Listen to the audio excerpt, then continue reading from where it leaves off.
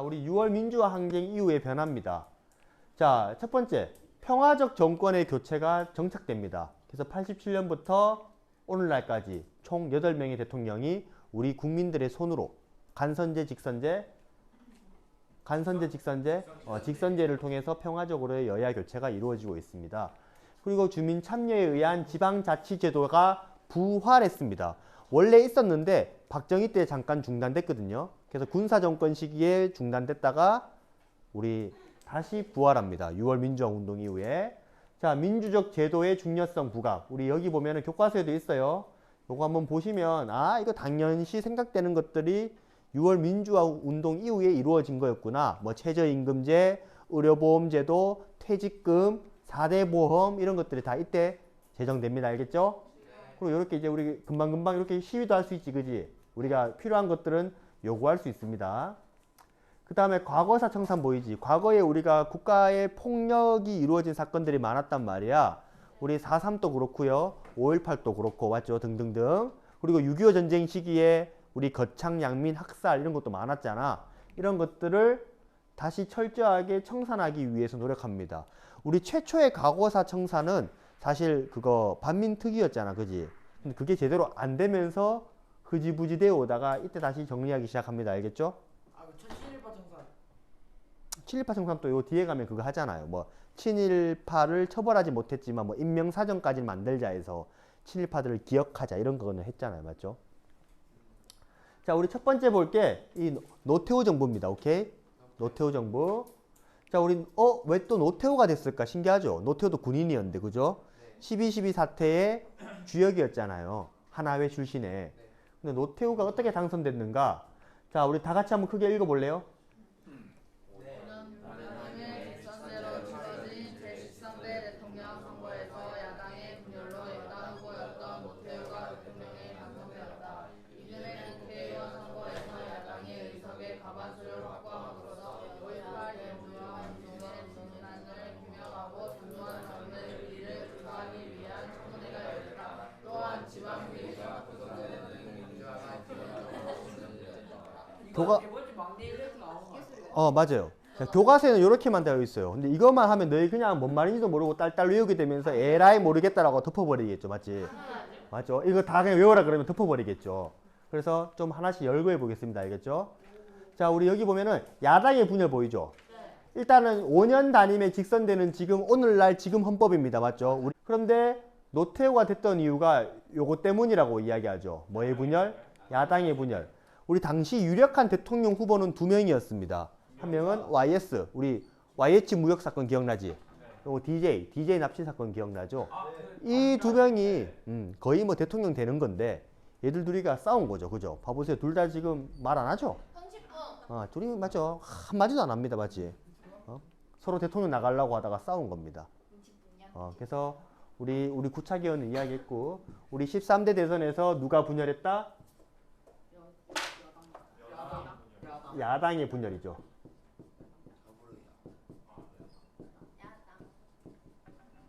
누구랑 싸운 거? DJ vs YS가 서로 대통령 하려고 싸운 겁니다. 맞지?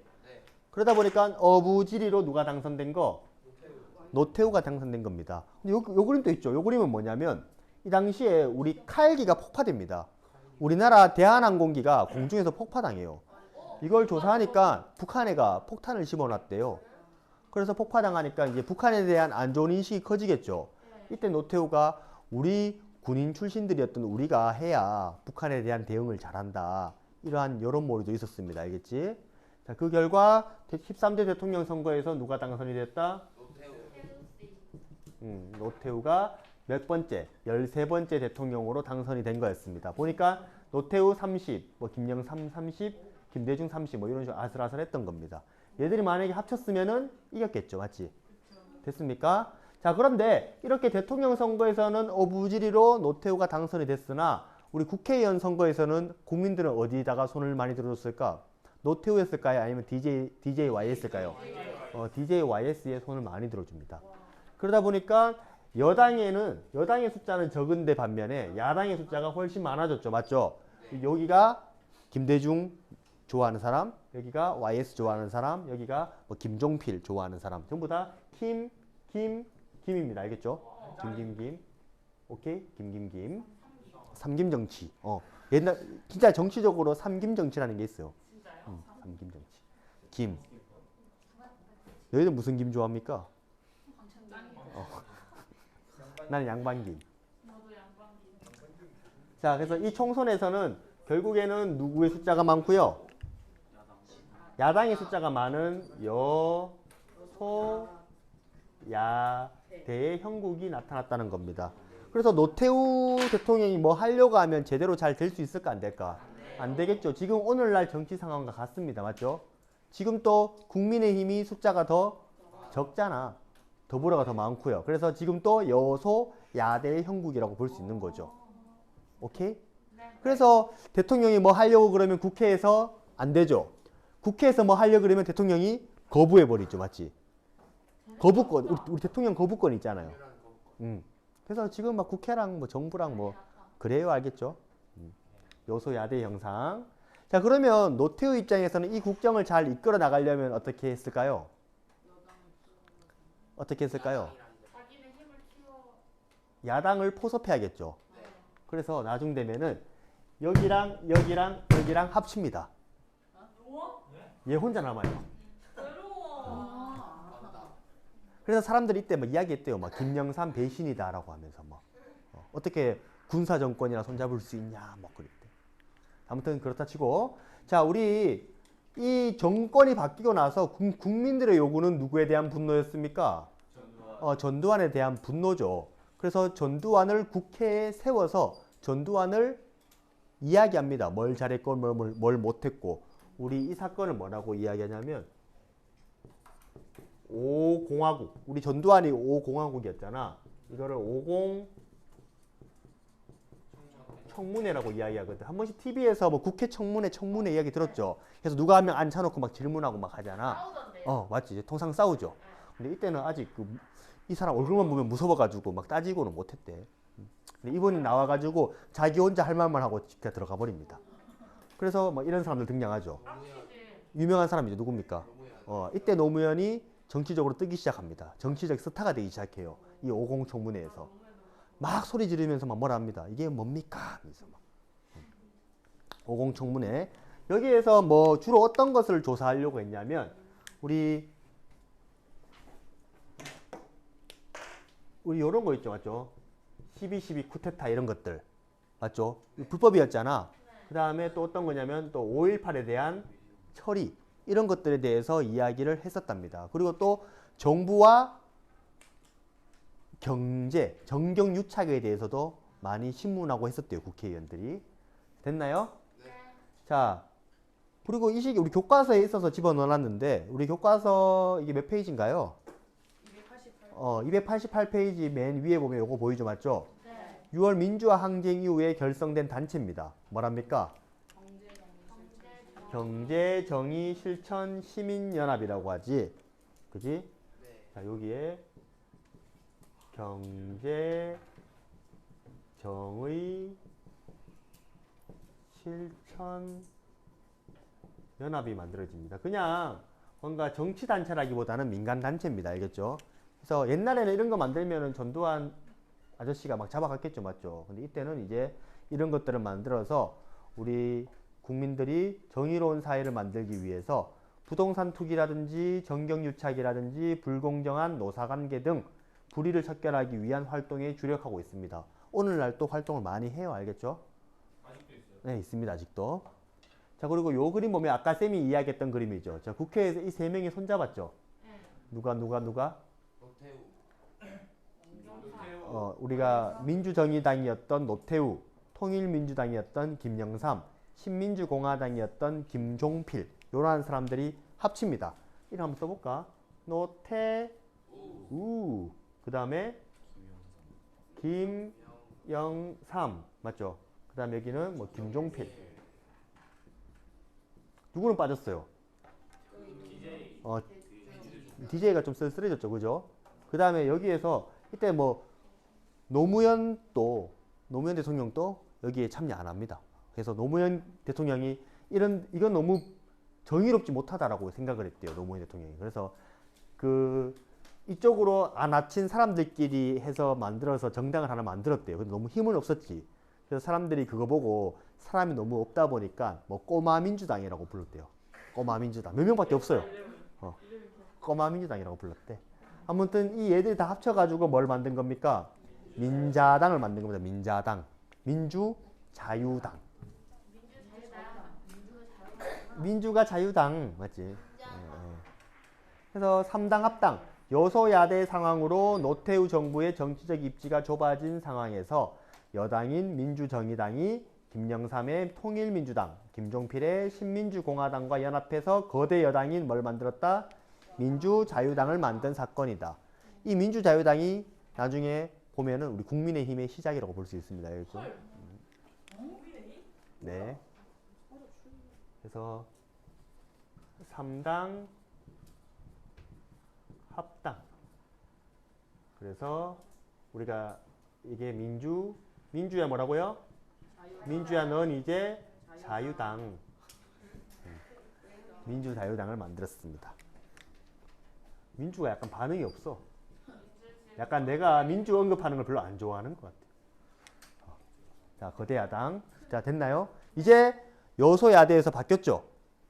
맞지? 누가 싫어했을까요? 아까 전에 뭐 DJ가 싫어했겠지, 맞지? 근데 이때 예전에 막 진짜 아무튼 김영삼이 이 당시에 막 사람들이 좀 분노했대요. 같은 당 사람들도.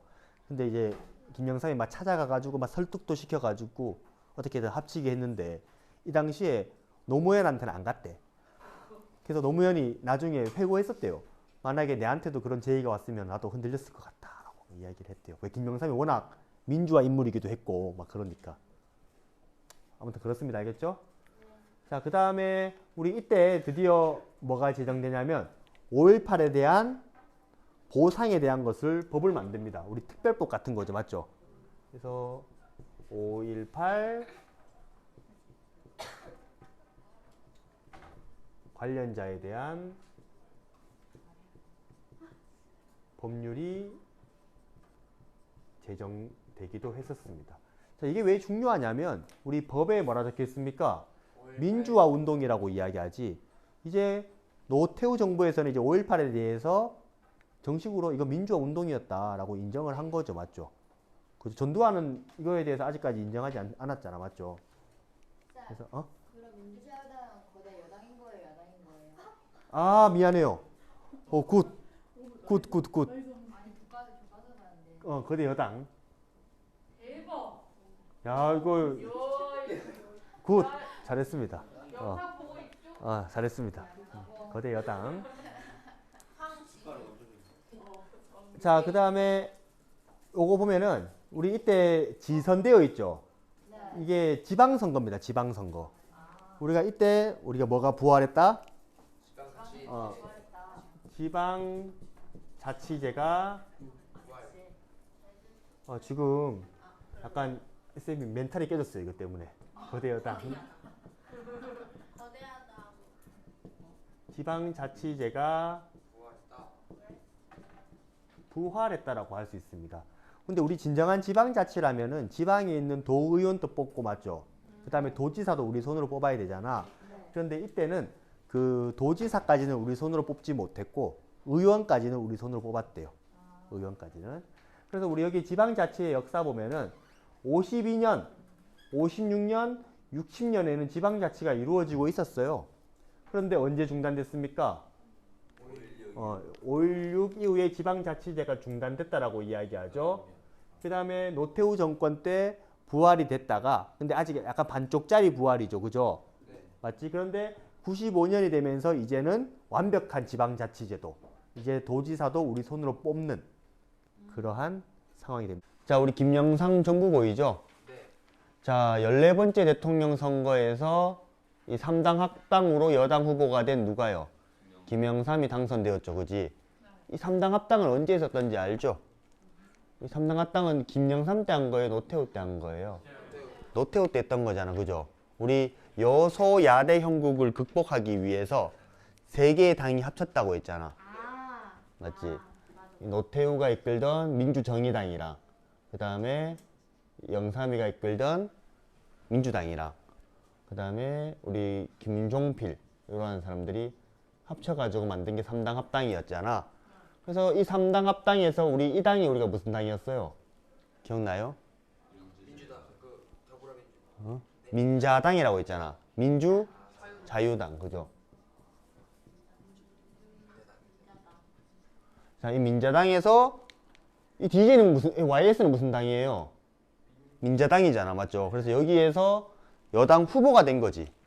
여당이잖아, 그러면 맞죠? 여당 후보가 된 누가요? 김영삼이 당선된 겁니다. 그래서 5.16 군사정변 이후 32년 만에 어떤 출신? 민간인 출신이 대통령이 국정을 주도했다. 그래서 김영삼 정부 때는 고위공직자 재산을 등록하게 했고요. 그래서 우리 지금 한 번씩 우리 지금 인터넷에 쳐보면 우리가 뽑은 사람들 있죠. 그 사람들의 재산을 다 볼 수 있습니다.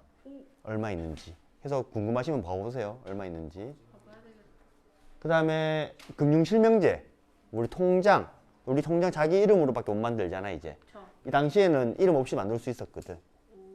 그래서 부정부패 척결에 노력했다. 또한 전두환, 노태우 등을 반란죄로 구속하고 지방자치제도를 전면 시행했다.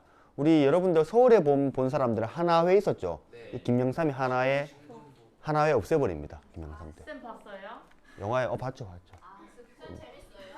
재밌어요. 쌤 스포 하지 말아요. 습할 게 없어요. 역사적 사건 가지고 하는 건데. 새로운 인물 나온다잖아요. 아니야. 제목은 없어. 역사 외국이야? 역사적인 사건 그대로 가지고 하는 건데. 인물 하나 새로 안 나와요? 안 나와요. 어? 다 역사적인 인물들. 그래요?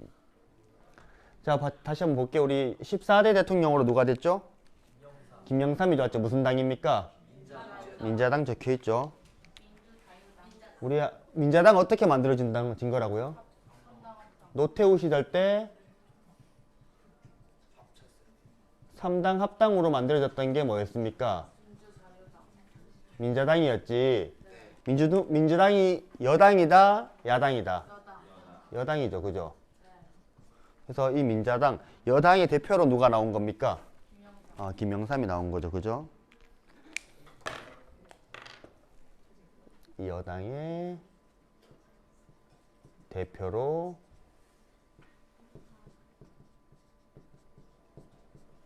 김영삼이 당선이 된 겁니다. 오케이, 됐어요? 우리 책에 있는 이야기를 좀 풀어서 이야기를 했습니다. 알겠지? 그리고 이게 뭐 정주영도 나왔죠, 맞죠? 나름 표 많이 받았잖아요. 380만 표니까. 16%. 그치. 자, 우리가 요 내용이 그겁니다. 이제 공직자. 그래서 아까 전에 쌤이 이야기했던 것들. 어떤 사람들은 재산을 공개라고요.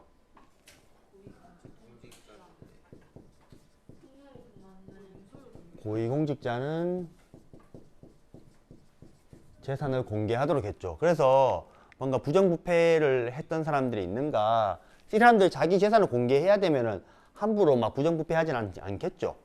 그리고 막 이런 사람들 만약에 자기가 원래 120억 있었는데 다음에 또 뭐 됐는데 300억이 됐다. 그러면 당연히 이상한 거잖아. 그러면 국회의원들이 막 물어요. 어떻게 벌었냐?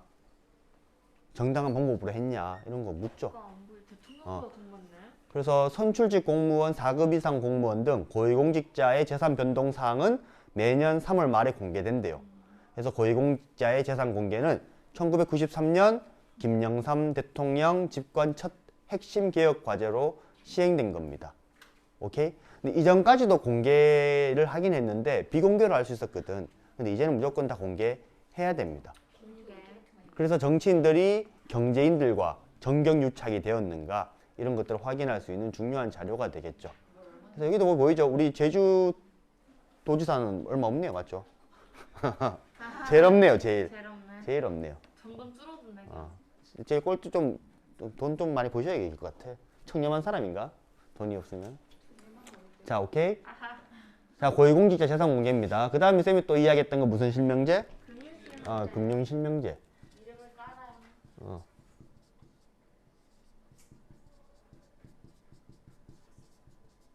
우리 대표적으로 이제 통장 만들 때는 자기 이름으로만 만들어야 됩니다. 그지? 우리나라에 통장 함부로 뭐 쓸 수도 없잖아. 그 다른 사람 통장 쓰면 어떻게 돼? 죽어요. 우리 한 번씩 뭐 통장 삽니다 이런 거 본 적 있어요? 통장 삽니다. 여러분 통장 있어요? 네. 통장 삽니다 이런 거 본 적 있어? 보이스피싱범이나 불법 토토 이런 사람들 통장 사거든. 통장을 사면은 매달 돈 줘요. 근데 통장을 우리가 다른 사람 팔게 되면 어떻게 됩니까? 잡혀가요, 경찰서에. 이거 심각한 벌입니다. 통장을 판매한다는 것은. 나도 그 범죄에 동조한다는 거거든. 그래서 여러분들 혹시나 누군가가 통장 삽니다 이런 거 하면 절대로 주면 안 돼요. 알겠지? 진짜로. 이거 무조건 잡혀가. 알겠죠? 자, 그리고 이때부터 이제 전국 지방 동시 선거가 이때 나타납니다. 이제는 우리가 예전에 지방자치 역사 이야기하면서 했다가 요때 중요하다고 했죠. 맞지? 중단됐다가 91년도에 우리 노태우 때 잠깐 됐다가 전면적으로 시행된 건 언제? 95년도. 95년도 되면서 이제 모든 완벽한 지방자치제가 된다고 했잖아. 이제 도지사도 우리가 뽑고 도의원도 우리가 뽑고. 오케이? 됐어요? 그래서 여기 보면 서울시장 포스터 우리 교과서에 있죠. 그죠? 그래서 지방자치 이거 왜 이래 나만 흐릿하냐? 아니 책에도 흐릿하게 나왔어요. 그래? 자, 요거 한번 봐보시고요. 알겠죠? 95년입니다. 알겠지? 이때부터 지금까지 쭉 지방 동시 선거가 되고 있죠. 이때부터 1회, 2회, 3회 뭐 이렇게 되고 있을 겁니다. 알겠죠? 자, 그리고 김영삼 정부가 가장 추진했던 게 우리 아까 발표도 했지만 뭐 바로 세우기래요. 역사 바로 세우기. 역사 바로 세우기를 했었죠. 역사 바로 세우기. 과거사. 과거사가 너무 제대로 청산되지 않았다라고 해서 김영삼 대통령의 목표는 역사를 바로 세우기라는 목표였습니다. 그래서 실제로 이 당시에 김영삼 대통령의 국정 지지도가 80%까지 올라간 적도 있었죠. 80%면 어마어마한 거잖아. 그 대표적인 게 이런 것들을 잘했어요. 국민들이 좀 좋아할 만한 것들. 그래서 우리 8월 15일 날 우리 무슨 날입니까? 광복절이죠. 광복절을 기념해가지고 조선 총독부 폭파해버립니다. 그래서 원래 이렇게 있던 게 없어졌죠. 귀여워. 여러분들 광화문 가봤죠? 수학여행. 원래 같으면 이렇게 광화문 뒤에 이렇게 있었거든. 이걸 다 없애버리죠. 저거 없애지 말라 했는데 달라 했는데. 그래서 조선 총독부를 철거합니다. 영국 왕실 그것처럼 생겼어. 그죠? 이거 아까 이야기한 것처럼 일본 애들이 이게 철거하는데 돈 많이 들 거 아니야. 일본 애들이 자기들이 다 철거해서 일본을 들고 가겠다고 했는데 우리 그냥 바로 폭파해버리죠. 맞죠? 깔끔하게 해야지. 그래서 역사 바로 세우기의 첫 번째 시작이 조선 총독부 철거였습니다. 알겠지? 또 역사 바로 세워야겠죠. 맞죠? 또 뭐 해야 됩니까? 5.18 진상규명. 이 5.18 관련된 사람들 어떻게 합니까? 잡죠. 맞죠? 그래서 법정에 선 두 전직 대통령 보이지? 5.18 민주화 운동에서 일어난 지 16년 만인 1996년에 전두환과 노태우는 군사 반란 등의 혐의로 법정에 섰다. 그죠? 그래서 최종 판결로 전두환은 무기징역, 노태우는 17년을 선고받았다. 처음에는 이 사형 선고받았대요. 처음에 사형 선고. 오케이? 됐어요? 그래서 우리 이때 보면은 우리가 5.18 특별법도 제정하지 맞죠? 우리가 발표했던 것처럼 가해자 처벌이었죠. 맞지? 처벌. 그래서 5.18 특별법이 제정됐었고 그 다음에 누구를 법정 구속합니까? 아까 여기 사진에 있는 것처럼 누구?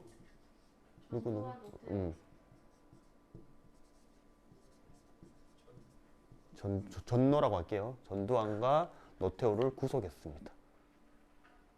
그리고 우리가 아까도 이야기했던 요건 뭡니까? 거창 사건. 우리 예전에 거창 사건 했던 거 기억나지? 그 6.25 전쟁 과정에서 이거 아직까지 그냥 모른 채 했었거든. 모른 채. 근데 이것도 어떻게 합니까? 뭘 제정해서 거창 사건과 관련된 특별법을 제정해서 이 거창 사건을 다시 진상 규명했습니다. 그래서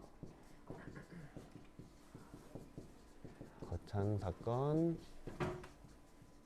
특별법도 제정을 했었다. 이런 우리 조선 총독부 철거, 5.18 특별법, 전두환 노태우 구속, 거창 사건 특별법 이런 것들이 다 김영삼 정부의 뭐하기다? 역사 바로 세우기의 하나의 정책이다라고 보시면 될 것 같아요. 이렇게 써줄까? 역사 바로 세우기.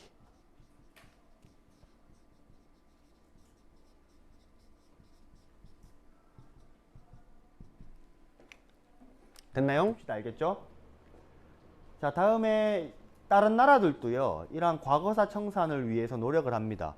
우리 아르헨티나에서는 독재가 엄청 오래 길었었거든. 근데 이게 민주화가 되고 나서 진상규명을 해서 책을 한 권 만들어냈대요. 책 이름이 뭐랍니까? 눈카마스래, 눈카마스. 이게 무슨 뜻이냐면 다시는 안 돼라는 뜻입니다. 다시는 안 돼. 자, 그리고 여기 남아프리카 공화국. 아프리카니까 어떤 나라, 어떤 사람들이 살아요? 흑인들이 살죠. 그런데 남아프리카 공화국은 이상하게 이 지도자들 있죠. 정치인들. 이런 사람들 다 백인이었답니다. 왜 그랬을까요? 백인이 제일 많아서. 우리 식민지에 그대로 잔재가 남아 있는 거죠.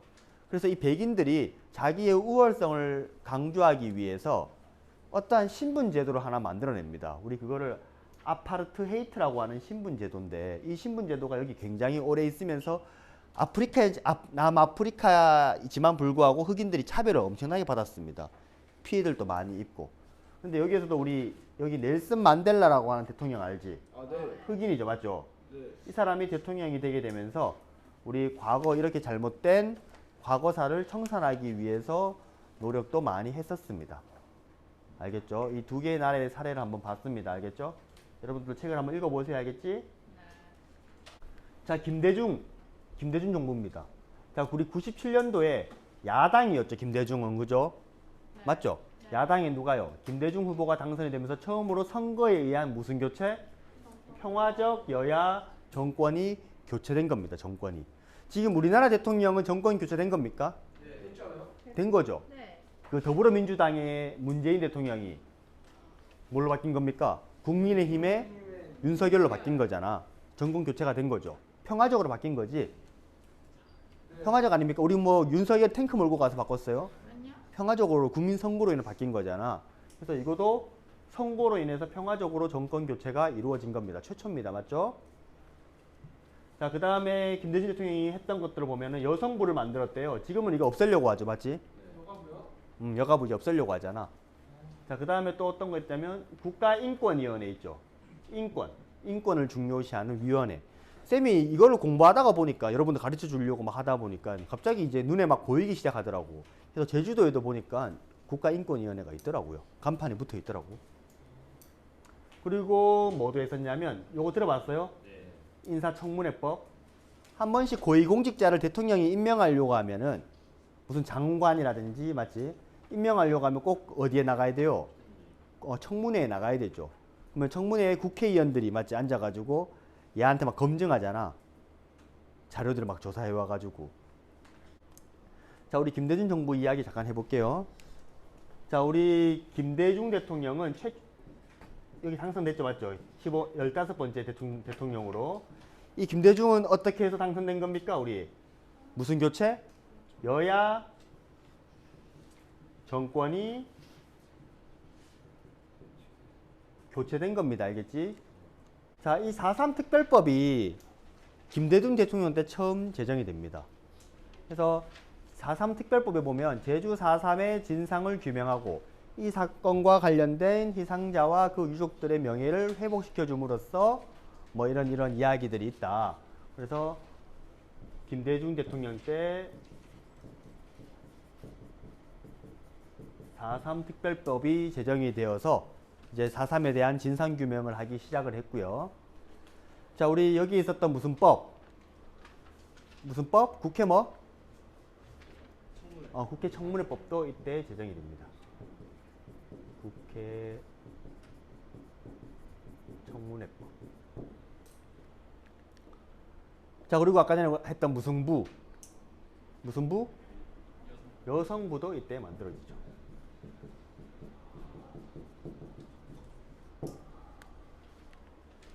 그리고 또 뭐도 만들어집니까? 아까 쌤이 이야기했던 거 있죠. 제주도에도 있다고요. 우리 인권 침해가 있었는지 없었는지. 지금 우리 인권 엄청 강조되잖아. 학교에서 또한 맞지. 함부로 인권 침해하면 안 되잖아. 네. 그래서 이때부터 다 그러한 노력이 나타났다는 겁니다. 국가 인권위원회도 이때 만들어졌다는 거.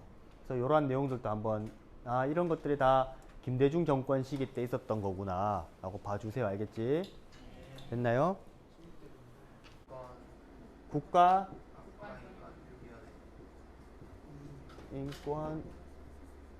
국가인권위원회까지 해서 우리가 김대중 때 있었던 일을 간단하게 본 거잖아. 맞죠? 네. 이렇게 몇 년의 시간이 간 겁니까? 이렇게 이제 4년, 5년? 5년 5년이죠? 네, 5년이죠? 네. 그리고 2002 새롭게 대통령이 뽑히죠. 누가 뽑힙니까? 어떤 사람? 노무현 대통령. 이때 노무현 대통령이 뽑히잖아. 맞지? 네. 이따가 노무현의 당선.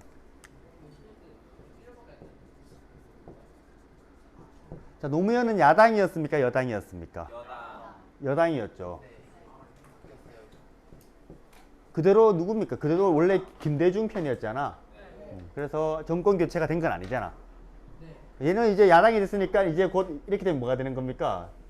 여당이 되는 거잖아. 맞죠? 맞지? 뭔 느낌인지 알겠어요? 오케이? 자, 우리 다음 노무현 정권 시기 한번 봐볼게요. 자, 노무현 정부는 우리 16대 대통령이었답니다. 맞죠?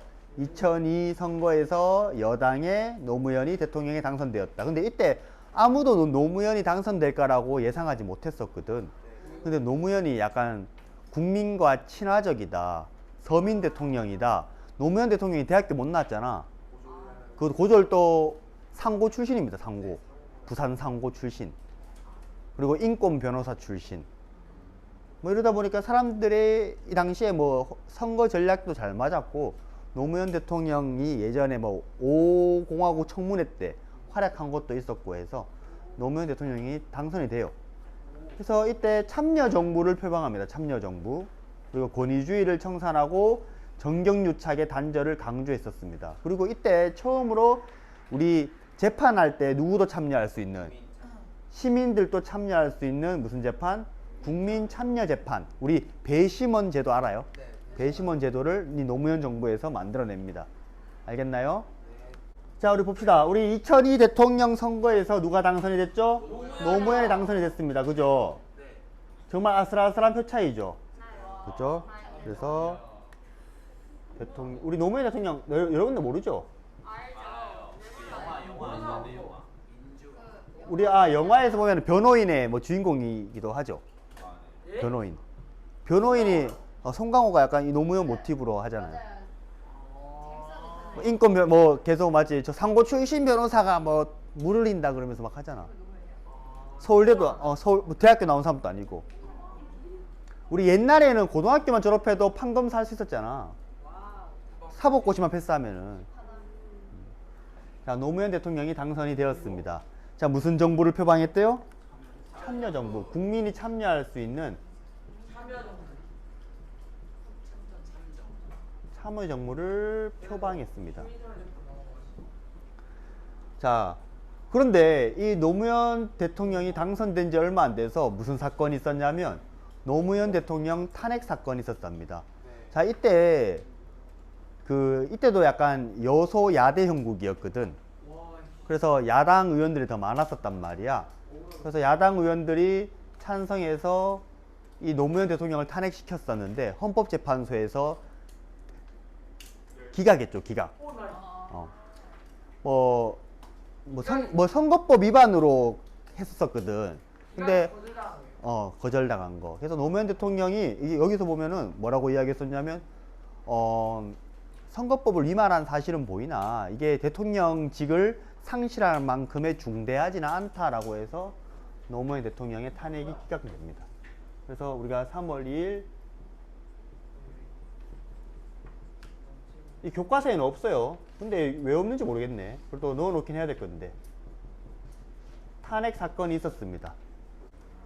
자, 근데 이 여파로 인해 가지고 있잖아. 쌤은 약간 중립적인 입장에서 뭐 찬성하는 사람도 있고 반대하는 사람도 꽤나 있었습니다. 근데 아무튼 이 여파로 17번째 국회의원 선거에서 누가 역전을 하죠. 누가요? 여당이 다시 힘을 얻습니다. 이게 야당이고 이게 여당이거든. 자, 그리고 노무현 대통령이 만들었던 단체가 하나 있었습니다. 자, 뭐랍니까? 진실 화해를 위한 과거사 정리위원회. 그래서 우리가 과거사 정리법이라고도 이야기하는데, 자, 이런 식으로 해서 우리 과거에 왜곡되었던 사실들 있지, 그거를 신고받아서 제대로 규명하는 이러한 활동을 했었습니다. 그래서 지금 또 있죠. 근데 지금은 또 이게 없어지고 다시 생기고 없어지고 생기고 그래. 왜냐하면 딱 기간이 있거든. 기간이 있어요. 그래서 진실과 화해를 위한 과거사 정리 기본법을 만듭니다. 그래서 여기다가 쓰면은 진실 화해를 위한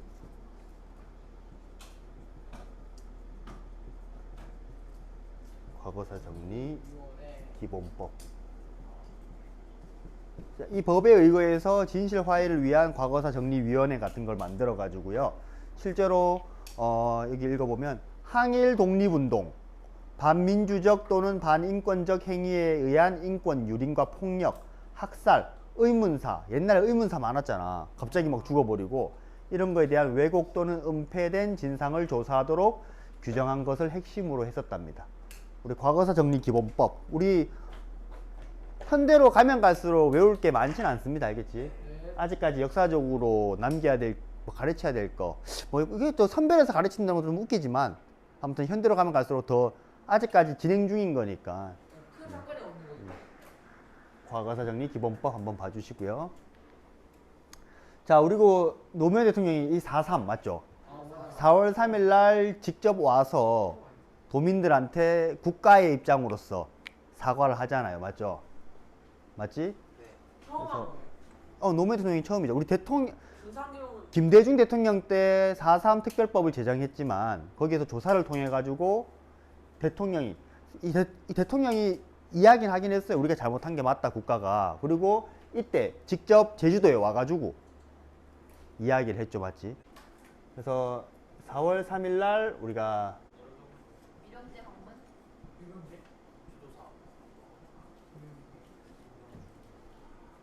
4.3에 대한 대통령의 사과가 있었죠. 맞죠? 정부의 사과죠. 정부 차원에서 사과한 거죠. 정부가 이렇게 우리나라가 4.3 때 민간인 학살한 거 잘못한 거 명확하다라고 이야기를 했던 겁니다. 자, 그리고 우리가 이야기했던 무슨 재판? 국민 참여 재판. 국민 참여 재판. 우리가 배심원 제도죠. 자, 쌤이 요게 선거 끝나고 적어놨잖아. 사실 선거를 해도 대통령이 되는 데는 다음 임기 넘어가서 되잖아. 시간이 대통령 되자마자 뽑히자마자 바로 되는 게 아니죠. 그래서 우리가 국민 참여 재판도 어느 대통령 때 한 거다? 노무현 대통령 시기 때 했다는 거. 이 배심원이라는 영화도 있잖아. 한번 시간 나실 때 한번 봐보고요. 자, 그리고 17대 대선에는 누가 당선이 됐습니까? MB가 당선이 되죠. 우리 MB는 들어봤어요? 이때 이제 여러분 태어난 날 아닌가? 네, 맞아요. 2007 맞죠? 이때부터 이명박은 여러분과 관련이 있네요. 맞지? 네. 그래서 이명박이 당선이 됐죠. 우리 쉽게 이야기해서 무슨 비? MB 맞지? 그래서 우리가 이때는 이제 정권이 바뀐 거죠. 맞죠? 얘는 이제 다른 당이었으니까요. 맞죠? 됐나요? 노무현 대통령 때는 크게 조금만 보면 되죠. 맞지? 다음에 이명박 정부 때 볼게요.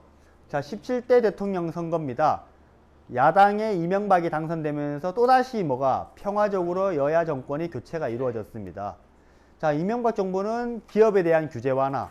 우리 예전에 요거랑 비슷하죠. 맞지? 우리 OECD 추진할 때나. 그 다음에 4대강 사업 들어봤어요? 4대강을 개발하자라는 것.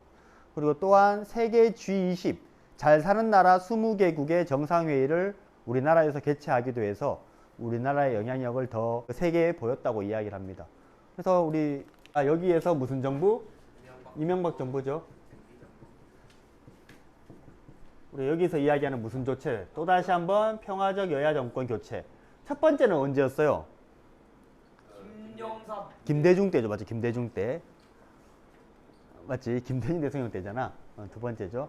그래서 우리가 여기 적혀 있는 것처럼 우리가 기업에 대한 좀 쓸까?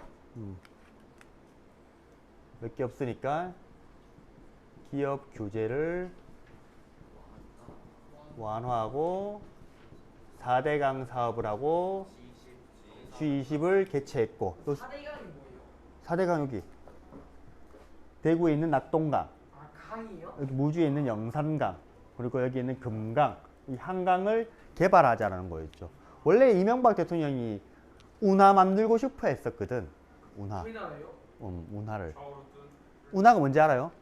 배 지나가. 배로 이렇게 물이 지나가 서울까지 배가 갈 수 있도록. 근데 뭐 잘 안 됐죠, 맞지? 우리나라에 실효성이 없다라는 말도 있었고 민간에서. 그래서 이야기가 나왔었다가 다시 들어갔었습니다. 그 대신 이제 4대강을 개발하겠다라는 이야기가 있었는데 이게 말이 많았죠. 자, 그리고 우리가 이때 누가 당선됐습니까? 박근혜가 당선되었죠. 박근혜도 기억나죠? 신의하는 분들. 누구의 딸이에요? 박정희 대통령 딸이죠, 맞죠? 그래서 대통령 선거에서는 여당의 박근혜가 대한민국 최초의 여성 대통령으로 당선이 되었죠. 최초의 여성 대통령입니다, 알겠죠? 그래서 생애 주기별 맞춤형 복지를 강조해서 무슨 연금제? 기초연금법을 만들었답니다. 기초연금법. 그런데 뭐 당했습니까? 탄핵당했죠, 맞죠? 자, 여기 보면은 요게 99년 기초생활보장법 이거 언제 누구 때 한 거예요? 기억나죠? 다시 한 번 더 이야기해 줄게요. 이거 김대중 때, 그죠? 무엇에 대한 여파로? IMF에 대한 여파로 이걸 만든 거잖아, 맞죠? 자, 요건 누가 한 거라고요? 박근혜 대통령이 했던 거라고요. 알겠나요? 자, 다음은 누굽니까? 문재인 대통령이죠. 우리가 여기에 문재인 대통령. 자, 문재인 대통령 시기였고, 그 다음은요. 여기가 윤석열이죠, 맞죠? 현재 대통령이잖아, 맞죠? 네. 이재명이랑 붙었었고요, 맞죠? 됐습니까? 그리고 우리가 2027년에는 여러분들이 선거할 수 있죠. 21대 대통령은 여러분들이 뽑을 수 있을 겁니다. 누구를 뽑을지는 여러분들이 이제 거의 끝난 거잖아, 맞지? 역사도 맞지? 우리 고등학교 1학년 때 정규 교육 과정에서는 마지막 배우는 역사일 거고, 그래서 여러분들이 역사 공부를 잘해서 더 좋은 대통령을 뽑기 바랍니다. 알겠지?